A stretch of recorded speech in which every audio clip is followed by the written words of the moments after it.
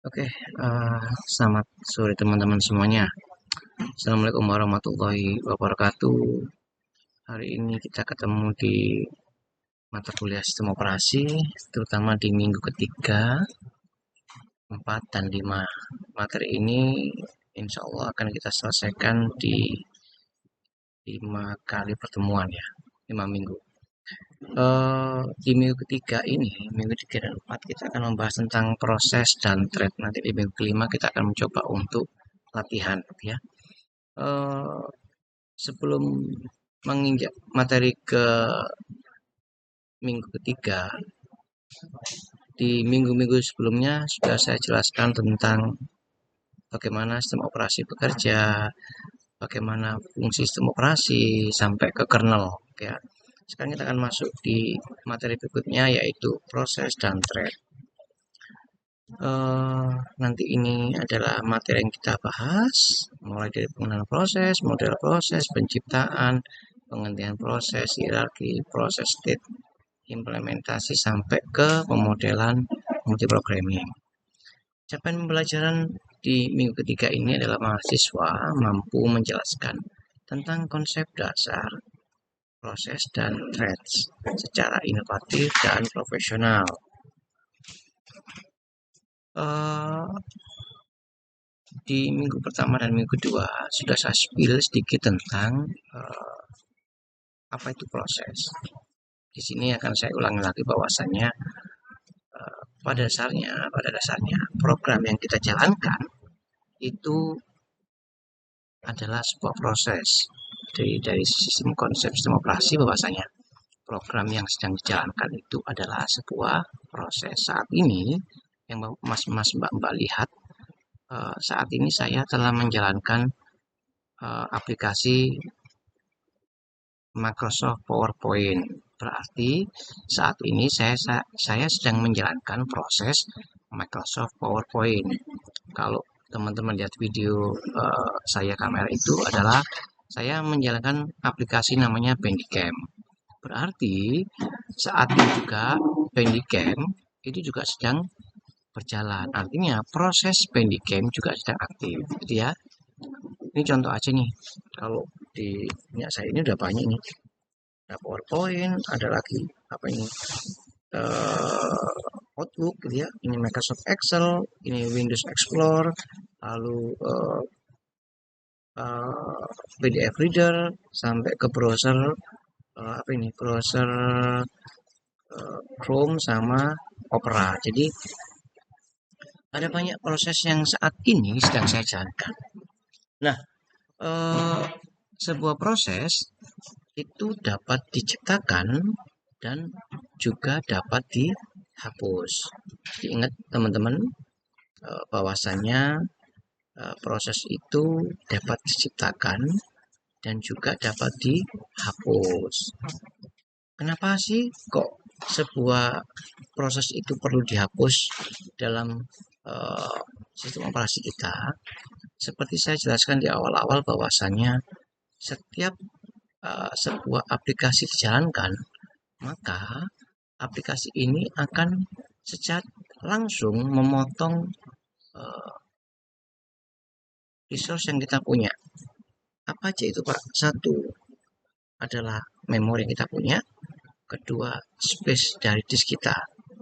Coba kita akan masuk di contohnya ya, teman-teman akses Windows R, lalu ketikkan DX gitu ya. Ini salah satu tools yang ada di Microsoft Windows untuk membantu kita mengetahui kondisi kita saat ini, peripheral yang kita punya, memori kita berapa, komputer kita pakai merek apa, semua ada di sini. Kita tunggu sebentar. Oke, dari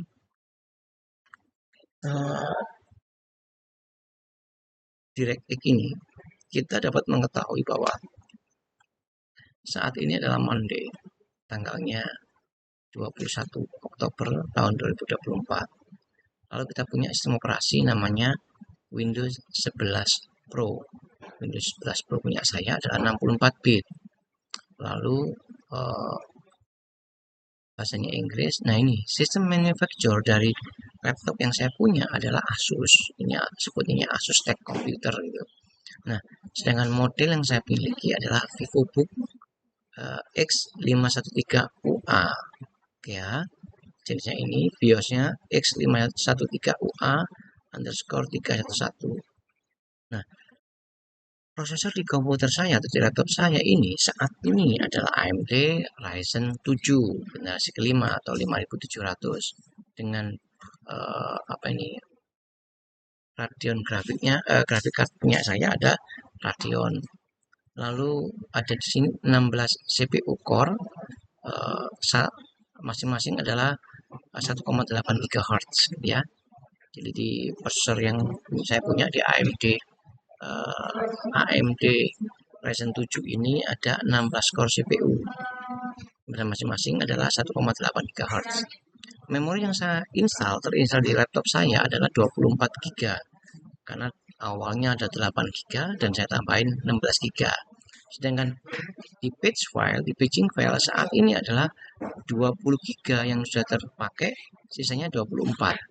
Jadi secara teoritis adalah 1,5 kali dari memori yang kita miliki jumlah memori bayangan itu. Dan DirectX yang saya pakai adalah DirectX 12. Kalau di bagian display akan ketahuan mereknya apa dan sebagainya dan sebagainya dan sebagainya. Ini ada display memori 4 GB ya. Terus approximately untuk memori yang kita punya ada 12 GB ya. Untuk display saya, lalu ada sound card-nya ini ada macam-macam, ini lalu inputnya. Oke ya. Nah, yang tadi saya maksud bahwasannya setiap aplikasi yang kita aktifkan itu akan menambah eh, penghabisan memori yang kita punya. Ini adalah buktinya bahwa kita sudah dipakai 20 GB. Coba saya aktifkan yang lain ya. Coba saya aktifkan yang lain. Saya aktifkan misalnya Adobe Express.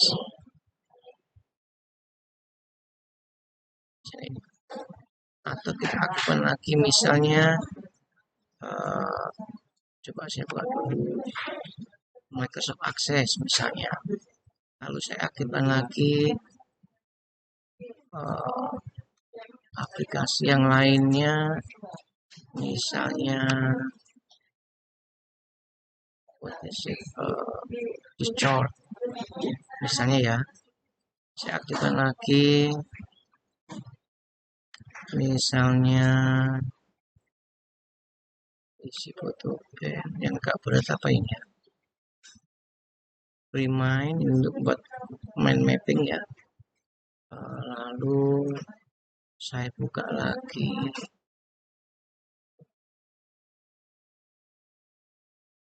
Google Earth. Lalu saya aktifkan lagi yang lainnya Epic Game Launcher. Kita akan coba lihat habis ini kita biar sedikit lalu kita aktifkan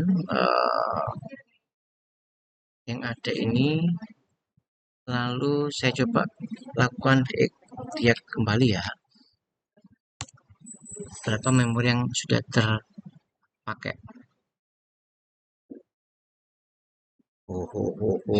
Ini sekarang dari 20 GB tadi sekarang berapa ini, 23 GB.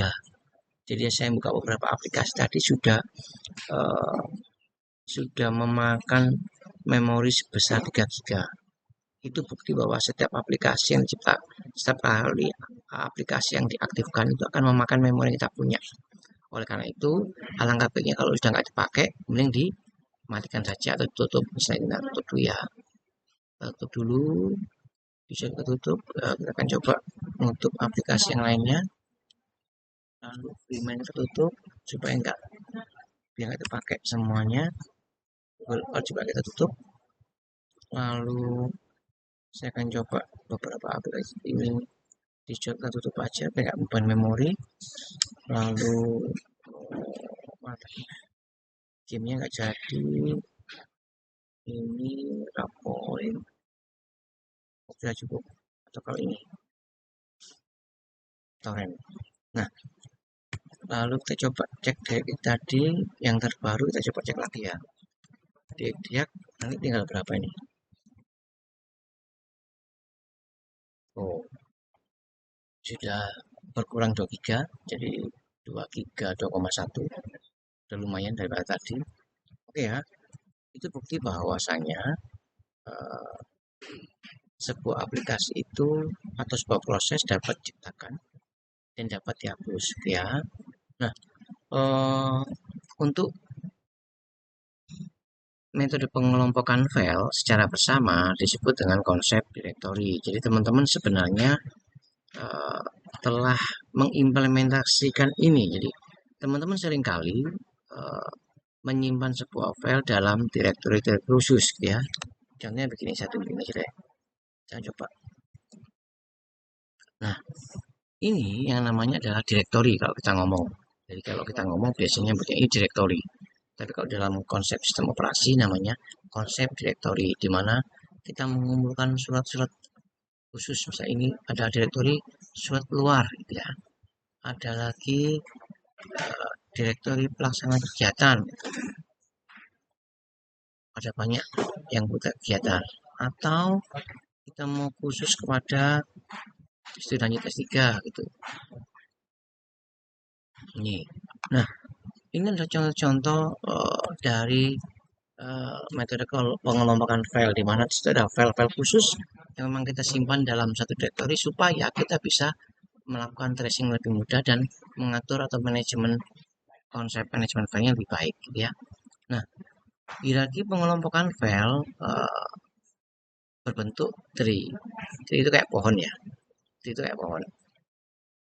Nanti di contoh di belakang itu ada teorinya nih. Kita lanjut. Oke. Nah, eh, teman-teman yang perlu diingat adalah diperhatikan bahwasanya pada sebuah sistem operasi kemarin sudah dijelasin ada kernel. Lalu yang perlu diketahui juga oleh teman-teman bahwasanya selain kernel juga ada device driver, ada user interface sama sistem utilities. Mungkin teman-teman saat ini itu hampir tidak pernah merasakan device driver atau hampir mungkin nggak akan mengenal apa sih Pak device driver itu. Contohnya, contoh. Saya tunjukkan di Microsoft Word aja ya, di Microsoft Word.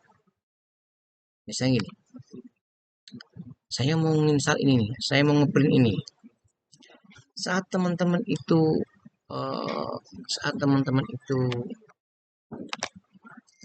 apa ini mau ngeprint ya. Ini saya lanjut sekarang. Kalau saya Ctrl P, jadi dulu aja. Di sini Canon ini banyak driver yang terinstall nih. Banyak driver yang terinstall. Printer G1020, G2010 dan sebagainya. Nah, offline ya, offline. Saya coba nyalakan, terus saya akan coba tancapin kabel drivernya. Kabel drivernya saya coba tancapkan di port ini. Bentar ya. Nah, lupa kok belum muncul Pak, kok belum online. Bentar, ini di back dulu, lalu kontrol B. Nah, sekarang udah ready nih. Nah, sehubungan dengan device driver,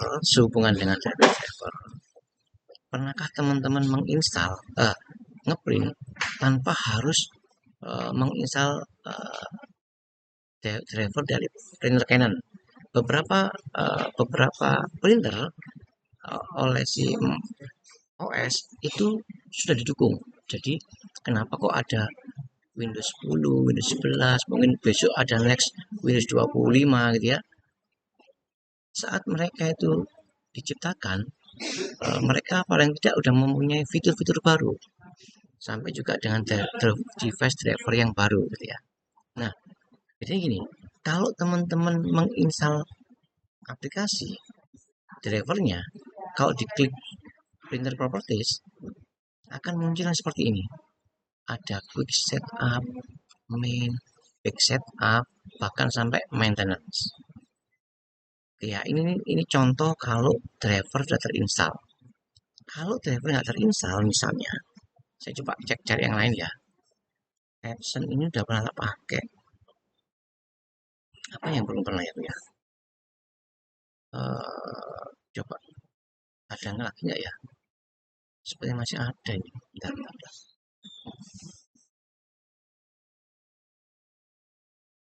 Sorry. Kalau yang model begini itu pasti udah terinstall drivernya. Eh, Biasanya teman-teman kalau nyari sebuah printer device driver yang belum terinstall itu kalau diklik Ctrl B dia nggak muncul itu, munculnya cuman bukan kertas gitu aja. Itu bukti kalau device driver nggak terinstall. Coba-coba saya coba cek dulu ya, saya coba cek dulu Google driver printer tidak diinstal. Tak tunjukin gambarnya aja, barangkali saya ketemu. Kalau ini pasti nggak terinstall nih.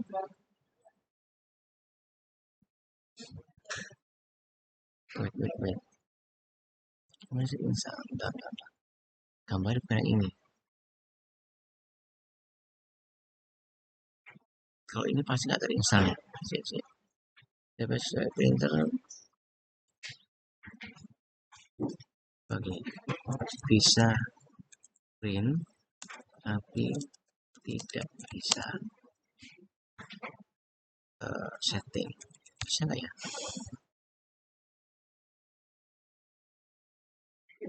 Biasanya muncul yang modelnya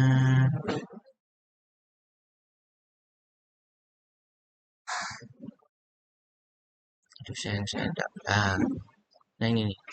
Biasanya kalau di sini itu di beberapa tempat nggak muncul kayak begini, itu di base drivernya nggak terinstall. Ada tapi nggak bisa ngeprint secara maksimal gitu ya. Coba cek kembali teman-teman. Biasanya bukan ini ya, yang kayak printer tadi sebenarnya. Print, coba printer properties.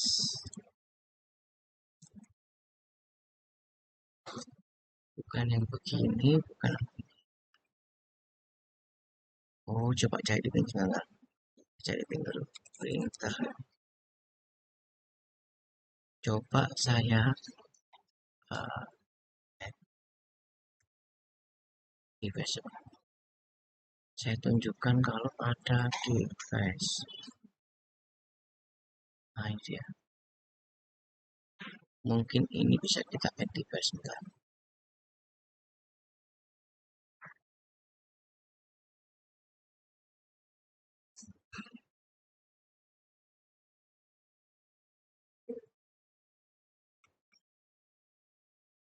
Masih connect. Coba saya tambah. Nanti yang lain tidak bisa connect. Coba saya cek ya. Saya mau menunjukkan ke teman-teman kalau ada printer tidak bisa kita setting. Kalau ini sudah punya udah pernah install. Coba saya cek lagi sih. Ada nggak ya yang bisa kita tambahkan?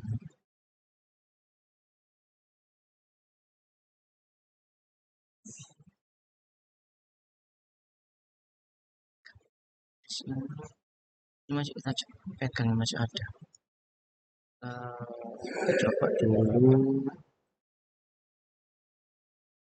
Coba ini bisa nggak ya kalau kita cek? Bisa ini. Saya nanti kasih gambar ya. Jadi ada gambar beberapa printer tuh kita bisa ngeprint, tapi kita nggak bisa pakai settingan yang terbaik. Jadi ada kalau di printer kita kan ada ini. Misalnya kalau di ini kan kita bisa di bagian pit setup itu kita bisa borderless ini.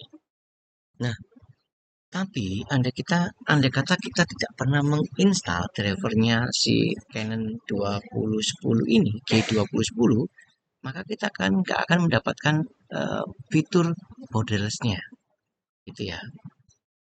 Atau teman-teman kalau pernah lihat eh, misalnya eh, teman-teman pakai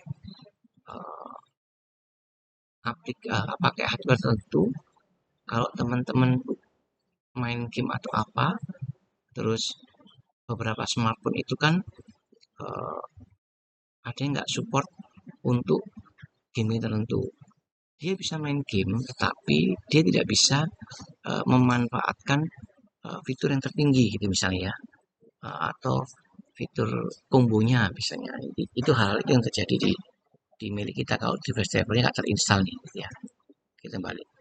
Kalau UI teman-teman pasti sudah pernah lihat tuh UI dari antar mukanya si OS atau aplikasi itu seperti apa udah ketahuan. Kalau sistem utilities juga mungkin teman-teman jarang mendapatkan tentang sistem utilities. Saat ini semua tercover dengan baik dan benar oleh sistem operasi saat ini. Next, uh,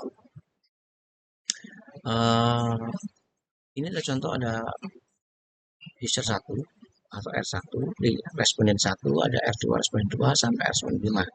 Di mana di sini ada web server yang mencoba melayani para pengguna atau responden. Jadi responden apa siapapun dia yang mengakses server otomatis dia akan bisa minta apapun dia pasti akan layani. Janjinya sistem operasi itu seperti itu. Apapun yang kamu minta, berapapun jumlah job yang akan masuk, pasti akan dilayani oleh si sistem operasi.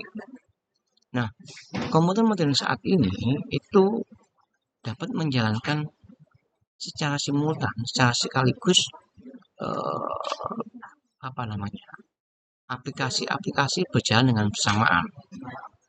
Entah itu nyetel musik, lihat film, ngetik ngetik Microsoft Excel, render, main game itu bisa bersamaan. Kalau zaman dulu nggak bisa karena satu job yang masuk setiap saat. Kalau sekarang tidak. Kita kayak contoh aja nih. Misalnya saya menyetel film. Misalnya saya menyetel film nih. Saya menyetel film. Oke, satu ini aja deh. Saya punya film banyak. Saya punya film.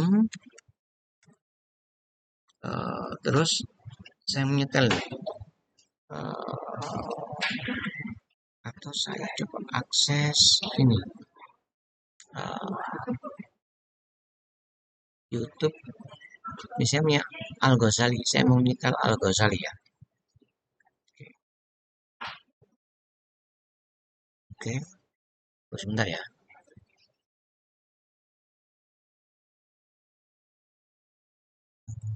Apa tanya? Soalnya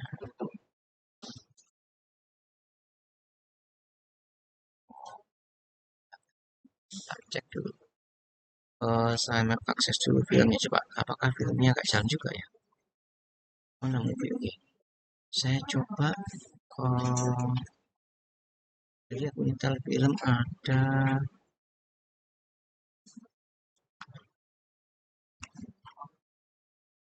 Transformer ini deh. Angeles Fallen. Coba ini saya aktifkan pakai PLC ya.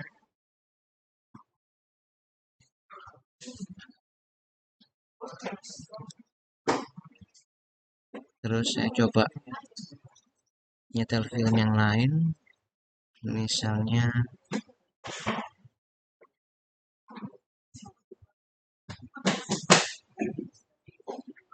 Godzilla atau Transformer.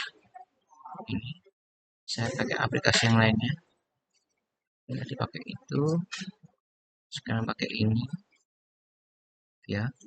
Jalan dua. Lalu saya juga coba memainkan musik punyanya si K. Aku pakai tool yang lain. Open with Divi.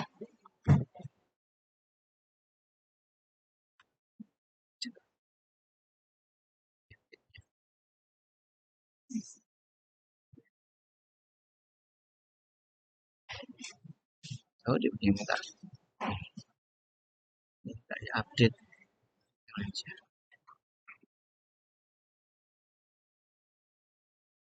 Oke.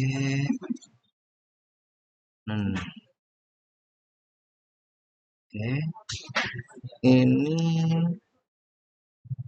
soalnya nggak bunyi ya. Oke lah. Ini paling tidak menunjukkan bahwasannya aplikasi yang saya punya itu lagi jalan bersama nih.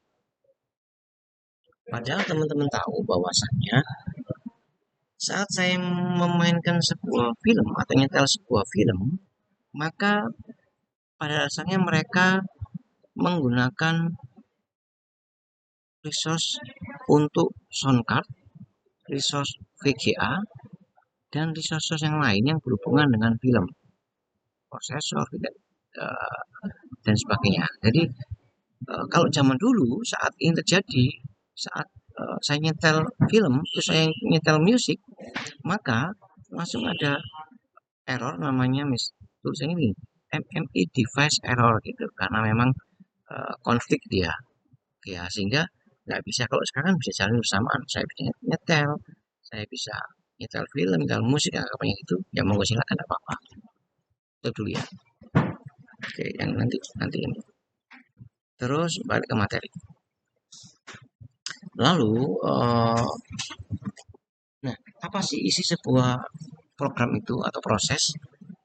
Sebuah proses atau sebuah program yang sedang dieksekusi itu berisi satu program itu sendiri, dua program counter, tiga stack pointer, empat register, lima segala informasi yang berhubungan dengan uh, aplikasi yang dijalankan. Misalnya, kalau saya menjalankan sebuah proses namanya Microsoft Word, maka otomatis akan ada proses yang aktif namanya Microsoft Word. Dia akan membutuhkan memori berapa besarnya, misalnya 80 mega. Lalu dia kalau ada file yang diketik disimpan, namanya pasti akan docx by default, ya. Lalu kalau ada gambar, ya otomatis memori yang berubah, tambahnya berapa. Bagaimana kalau mereka ingin menggunakan membuat aplikasi yang lain lagi, ya aplikasinya berubah lagi nanti. Terus apa ini, nama filenya juga berubah, dan aplikasi itu akan berubah. Kalau aplikasinya docx, maka otomatis saat diklik dua kali, maka dia akan merujuk pada aplikasi Microsoft Word, bukan aplikasi Microsoft PowerPoint gitu ya. Jadi itu isi sebuah program saat mereka dieksekusi. Nah, eh,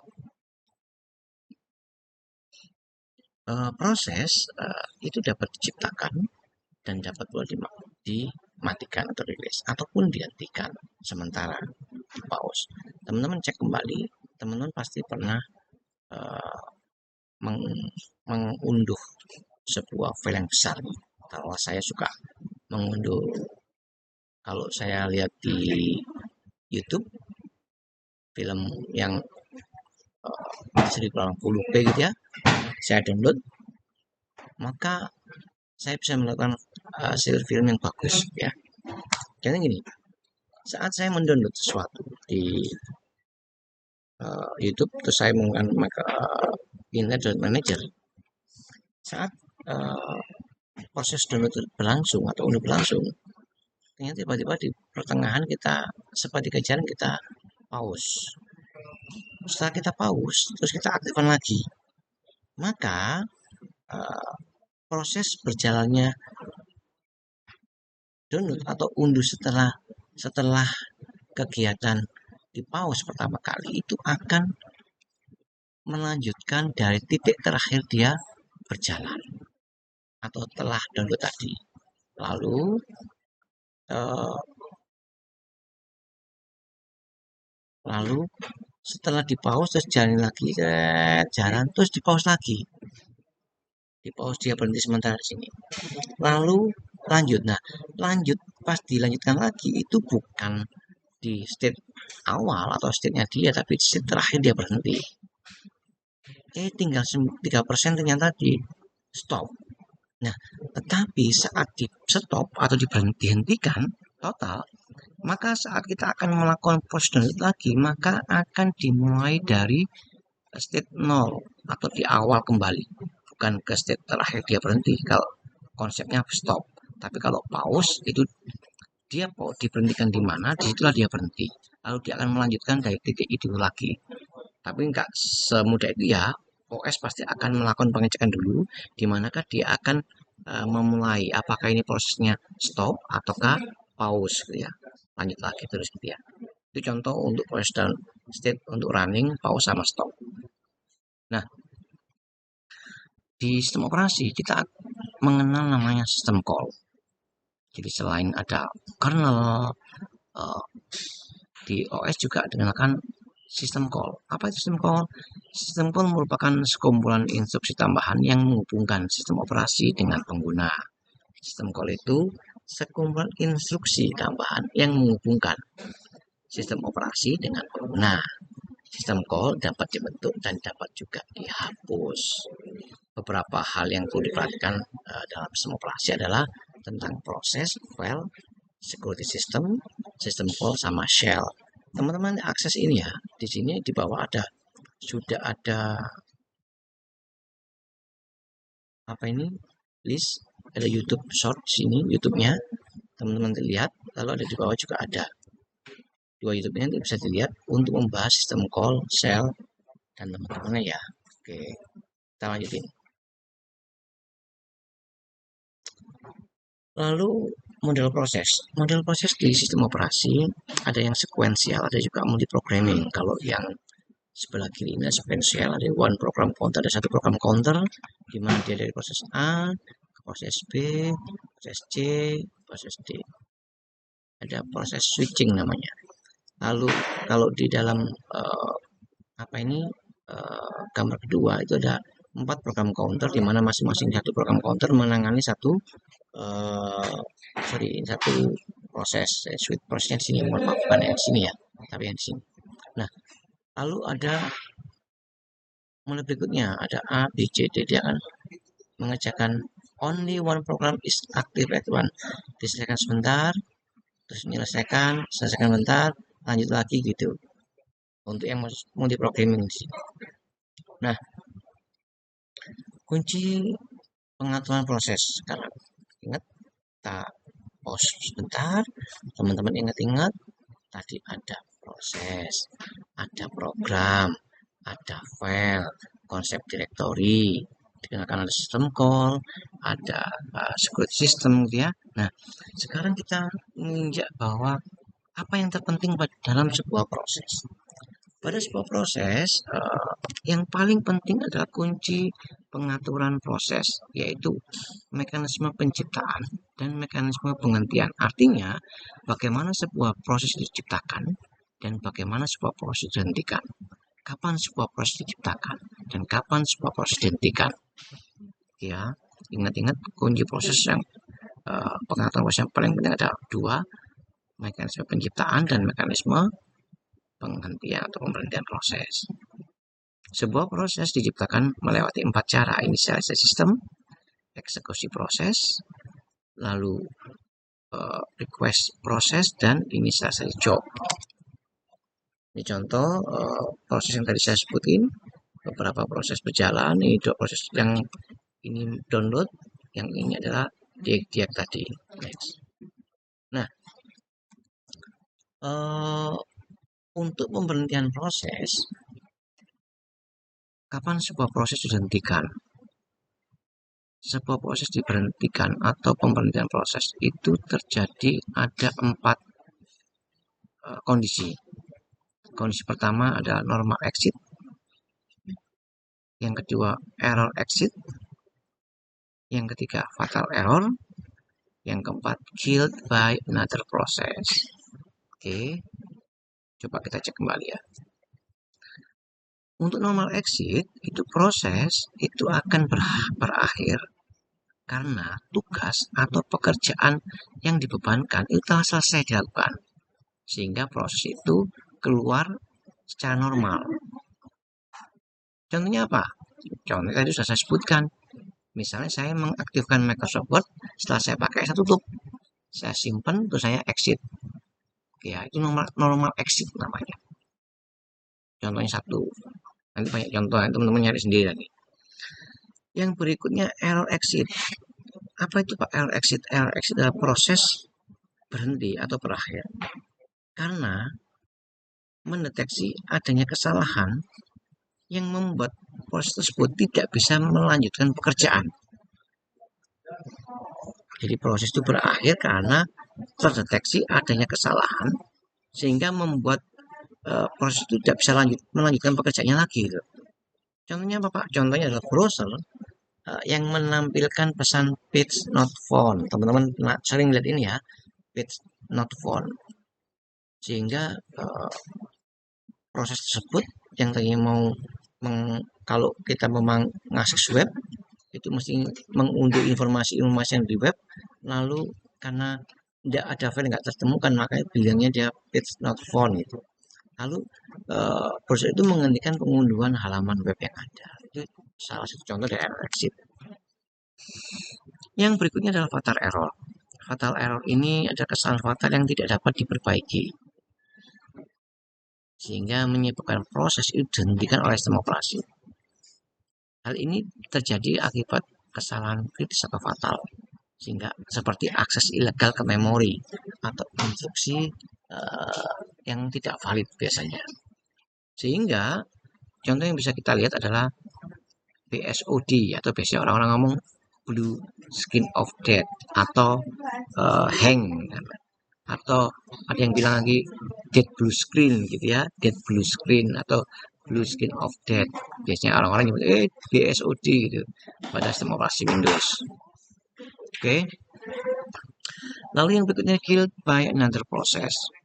Proses ini terjadi karena sebuah proses dihentikan oleh proses lain, misalnya administrator atau pengguna menggunakan perintah atau program untuk menghentikan proses tertentu yang tidak berfungsi atau menimbulkan masalah. Apa itu Pak? Contohnya gini, teman-teman pasti sering ngecek task manager atau biasanya Ctrl Alt Del di OS Windows ya, lalu mencari aplikasi mana yang biasanya banyak. Coba cek, bisa nggak ini ya? Bentar.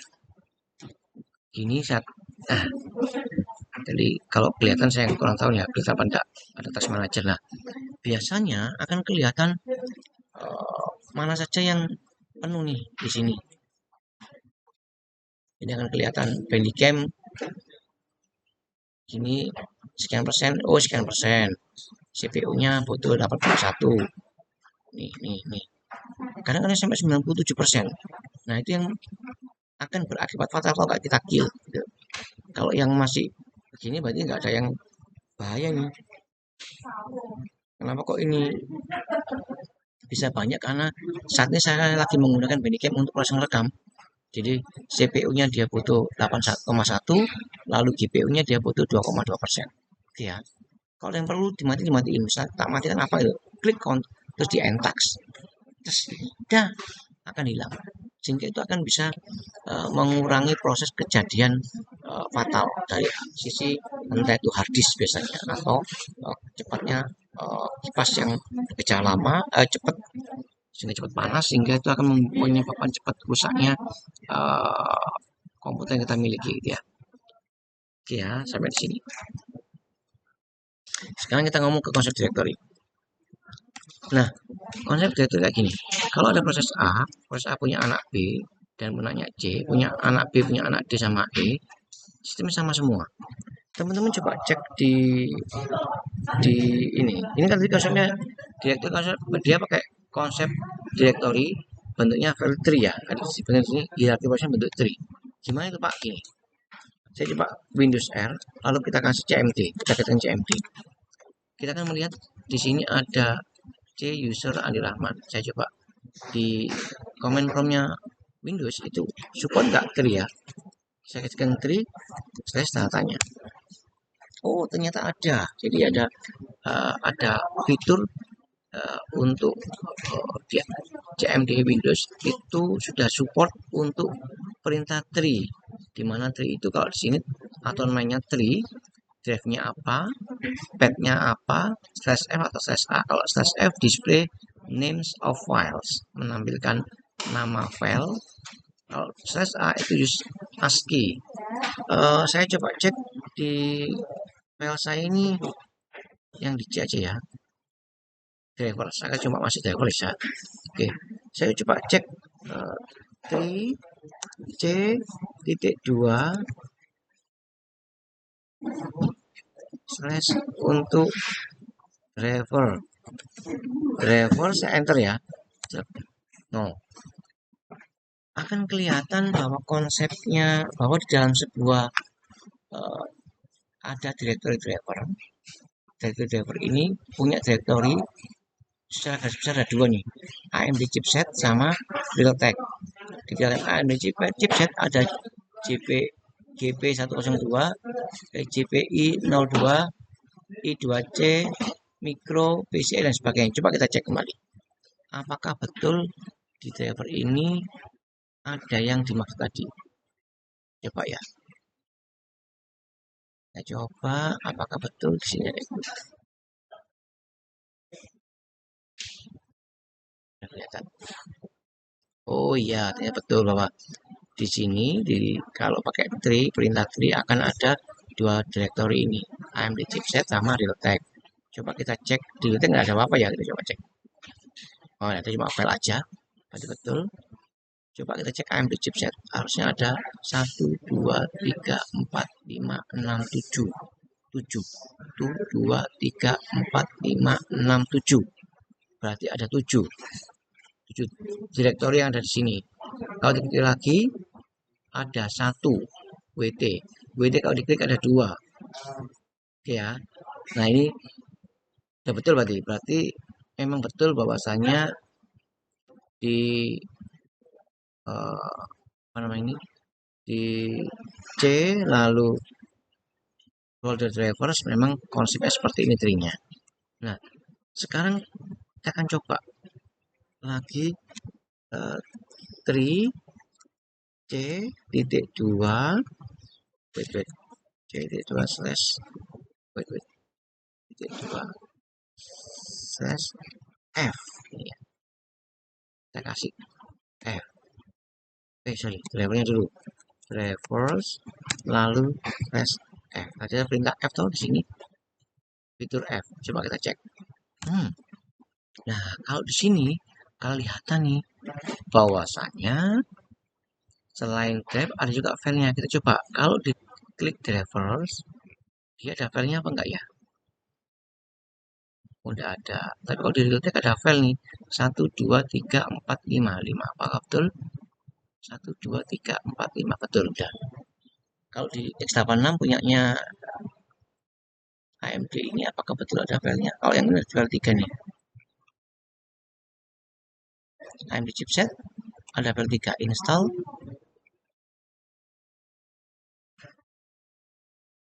ya. Coba cek kembali di ini file install kalau di GPU driver ada 1, 2, 3, 4 1, 2, 3, 4 dapat semua nih sekarang. Oke ya udah betul ya. Oke kalau udah betul saya kembali lagi. Itulah contoh bahwasannya di Persi itu konsep hierarkinya adalah tree gitu ya.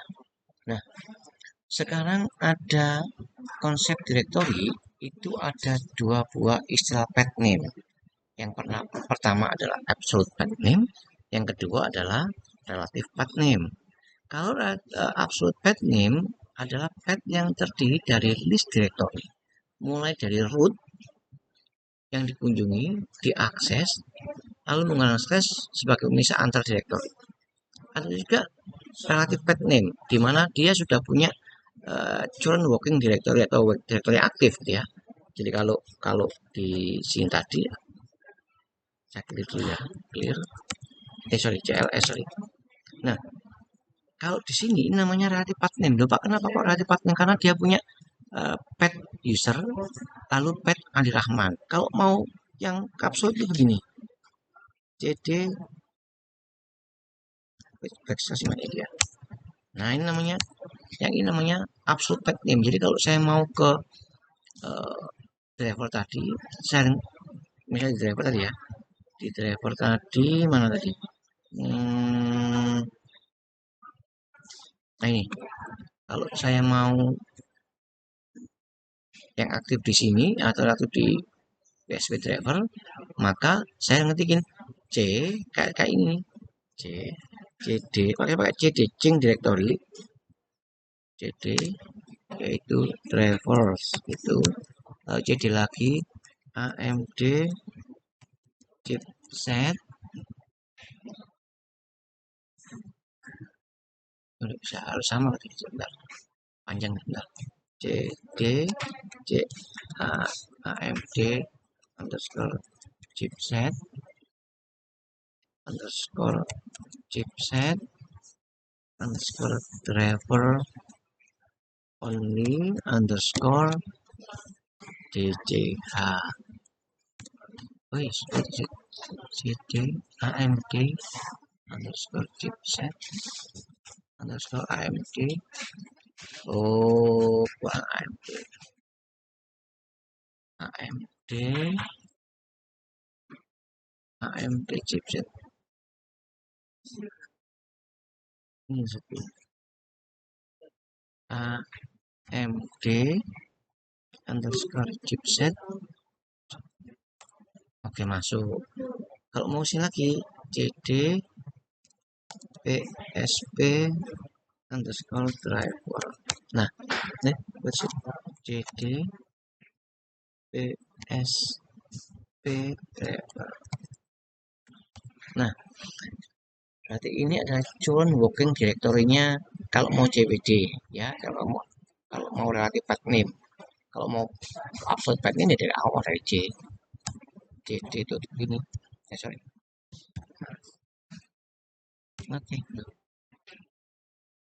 Oke, ini yang ini absolute path name, yang ini relative path name. Oke ya. Ini YouTube-nya dari sini nih. Teman-teman bisa lihat YouTube-nya. Oh, ini ya. Jangan lupa untuk lihat ini. Lalu kita coba. Nah, ini contohnya. Kalau saya mau akses tujuan utama proses doc, maka kalau absolute path name langsung dari root directory masuk ke data, masuk ke kuliah, masuk ke operasi, langsung masuk ke sini. Ya, ini kalau absolute path name. Ya, kalau diakses saya begini. Kalau saya mau pakai CWD atau relative path name, saya tentukan dulu mana CWD-nya. Oh, CWD-nya bisa di sini, maka nah, tinggal kita ngetik ini sama ini yang masuk. Jadi langsung CWD-nya adalah C.2 data ses apa ini data ses kuliah ya. Langsung masuk gitu aja. Sehingga langsung menuju ke tempat yang tujuannya. Oke ya. Lalu ada lagi teman-teman akan mengenal perintah-perintah yang ada pada Linux. Teman-teman nanti mencoba untuk mencari perintah dasar Linux. Ini contohnya adalah cat. Di cat ini misalnya ini ada kondisi cat chapter 1, chapter 2, chapter 3, grep 3. Maka ceritanya perintah ini adalah proses pertama adalah menjalankan perintah cat. Perintah ini digunakan untuk menempelkan isi sebuah file. Jadi cat itu untuk menempelkan isi sebuah file. Lalu diikuti chapter 1, isi file chapter 1, chapter 2, dan chapter 3. Proses kedua adalah menjalankan perintah grep. Perintah ini digunakan untuk menampilkan kata yang mengandung kata tree. Jadi tujuannya itu. Nah, teman-teman nyari contoh-contoh perintah dasar di Linux. Oke. Tadi sudah ada juga proses running, ready sama block. Tadi sudah ada beberapa contoh di Windows di mana ini di sistem operasi di awal-awal tadi bahwasanya dia bisa di hold, diberhentikan, di pause dan sebagainya. Nah, ini sekarang state dari sistem operasi itu ada 3, ready, running, ready sama block. Running, ready sama block.